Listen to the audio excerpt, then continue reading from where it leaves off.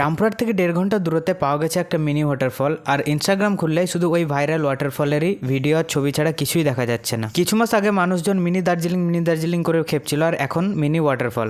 তাই মিনি দার্জিলিং তো আমার যাওয়া হলো না, তাই আমি ভাবলাম যে মিনি ওয়াটারফলটা সবাই মিলে দেখে আসি। তো ওয়াটারফলটা মূলত ঝাড়খণ্ডের ঘাগর এলাকায়, তাই ভাবলাম এত দূরে যখন যাচ্ছি তো ছোট্ট করে পিকনিক করে নেওয়া যাক। তাই আমরা এখান থেকে খাবার দাবার সব কিনে নিয়ে চলে গেলাম, কারণ শুনেছি নাকি ওয়াটারফলের আশেপাশে কোনো দোকান বা কিছু নেই। তো রামপুরহাট থেকে ঘাগর ওয়াটারফল দুই দিক দিয়ে যাওয়া যায়, একটা হচ্ছে শালবনির ভিতর দিয়ে আর আরেকটা হচ্ছে নারায়ণপুরের ভিতর দিয়ে। তো আমরা গিয়েছিলাম নারায়ণপুরের ভিতর দিয়ে। নারায়ণপুরের ভিতর দিয়ে রাস্তাটা একটু খারাপ ছিল, তোমরা চাইলে শালবনের ভিতর দিয়ে যেতে পারো। তো গাইজ যেহেতু এলাকাটা ঝাড়খণ্ডে পড়ছে, তাই বাইক নিয়ে গেলে অবশ্যই হেলমেট পরে যাবে। গাইজ ফাইনালি আমরা ঘাগর ওয়াটারফলে পৌঁছে গেছি, অ্যান্ড এসে দেখি যে গোটা রামপুরহাটি এসে বসে আছে। তো আমরা যেদিন গেছিলাম সেদিন ছিল সানডে, ছুটির দিন যেহেতু, তাই সবাই ওয়াটারফল দেখতে এসছে।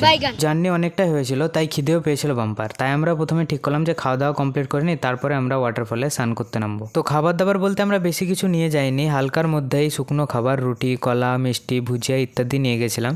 তো এখানে অনেকে রান্না করেও খাচ্ছিল, রান্না করার জায়গা আছে, কিন্তু সমস্যা একটাই, সব কিছু কিনে নিয়ে যেতে হবে। এক বোতল জল কেনারও আশেপাশে কোনো দোকান নেই। তো খাওয়া দাওয়া কমপ্লিট করে ফুল এনার্জিতে আমরা চলে এলাম ওয়াটারফলে স্নান করতে। তো দেখছি গাইস সবাই নেমে পড়েছে, তো আমরাও কেন বাকি থাকি, আমরাও নেমে পড়লাম ওয়াটারফলে স্নান করতে। তো জলে নেমে আমরা অনেক এনজয় করেছি, অনেক ফটো ভিডিও তুলেছি, যেগুলো তোমরা আমার ফেসবুক আর ইনস্টাগ্রামে দেখতে পাবে। তো স্রোত বেড়ে যাওয়ায় আমরা উঠে চলে আসি। তো গাইস এরা দুজন স্রোতের কারণে মিডিলে ফেসে গেছিল, উঠে আসতে পারছিল না, তো খুব কষ্টে ওদেরকে রেস্কিউ করা হলো। তো গাইস ভিডিওটা ভালো লাগলে লাইক, কমেন্ট, শেয়ার।